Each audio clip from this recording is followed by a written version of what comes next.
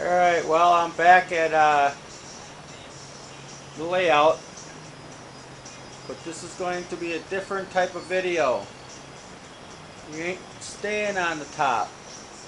If I gotta be underneath the layout wiring, you're coming down the wire with me. So here's what a lot of the wiring entails.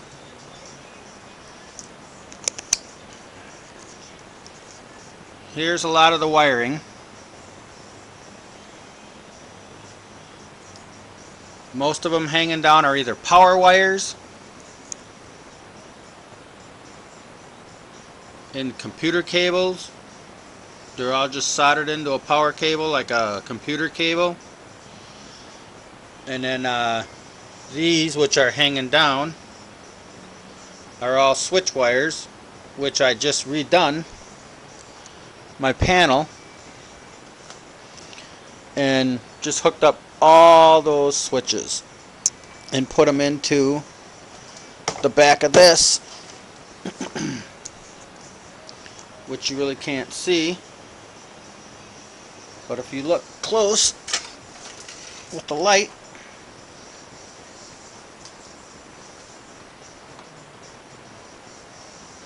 all those wires and switches and buttons operate the layout.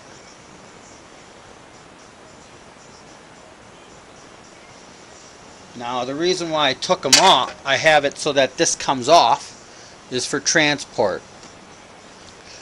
I want to be able to transport this without wires getting ripped off. This is a two-part layout, right and left side. The right side's over there, the left side's over here. Can't move something like this unless it's in two pieces. My next trick is to separate the track up on top. I still haven't, I didn't seam it right, so I got to redo all that. But what I'm about to do now, I'll show you the back side of this real quick.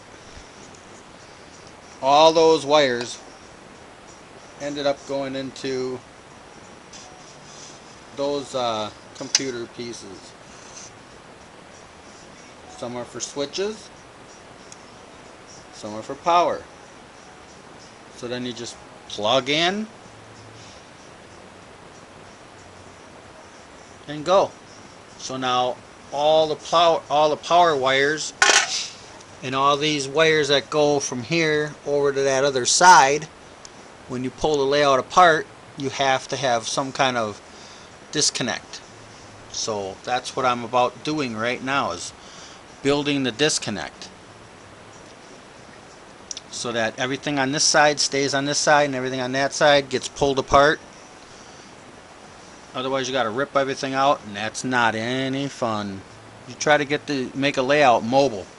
So I can take this thing to a show and have it, pull it out of the truck, bring it into the show, and have it wired back up in 5 minutes. I could be running. Now that's all according to a myth.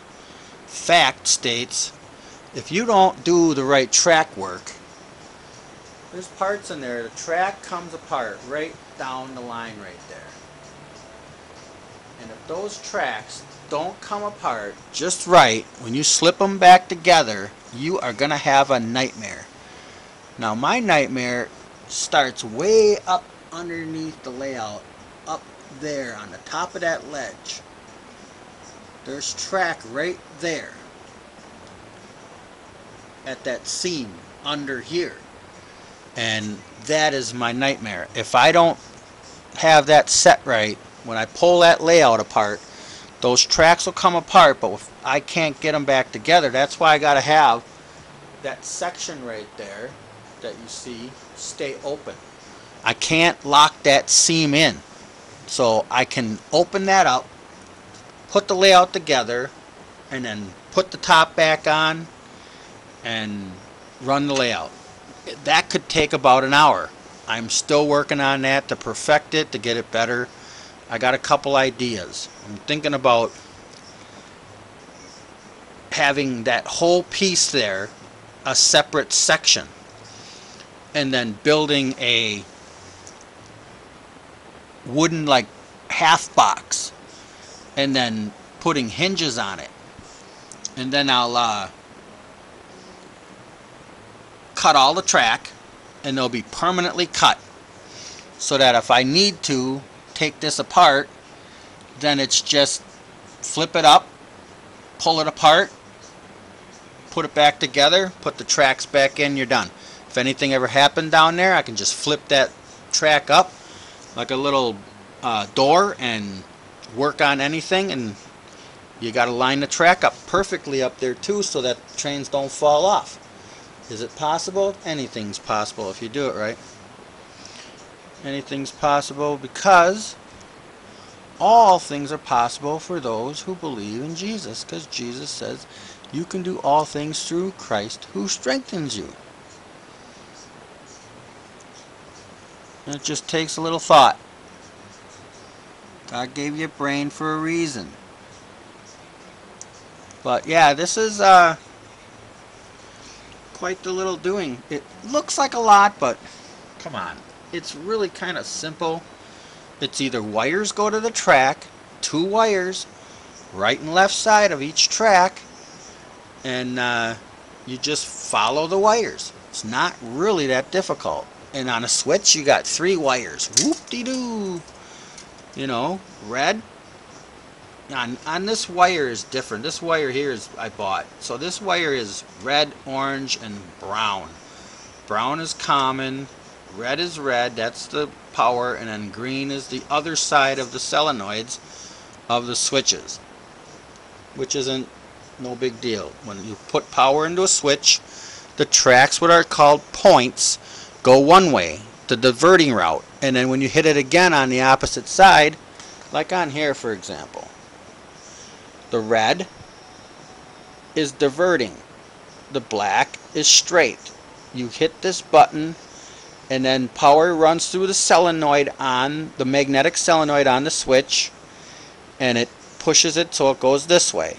If you hit this side, it pulls the magnetic solenoid back, which runs the points this way, and then the train just goes.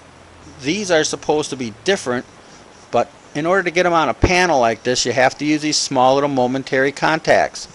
A regular switch that Atlas makes for them is called a slider momentary contact, but it's too big and bulky, so I use those. It's all customized to my liking. But I can run this. All I gotta do is just slip that on, plug it in, and the engines will run. It's just that I won't have no power from my switches, because there's all my switches hanging. They're all hanging down. They're all hanging out waiting for me to rewire every one individually according to how I wired them up in there. And I wired them up in there as starting from left to right as 1, 2, 3, all the way up to 17.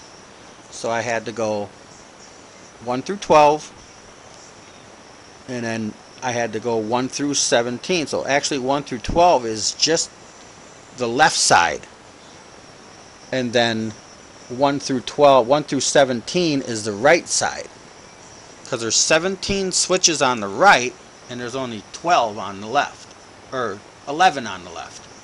Yeah, there's only 11 on the left and there's 17 on the right. That are actually, there's more, but I only electrified 17 on the right and 11 on the left. I could have done more, but you know, you got to do something.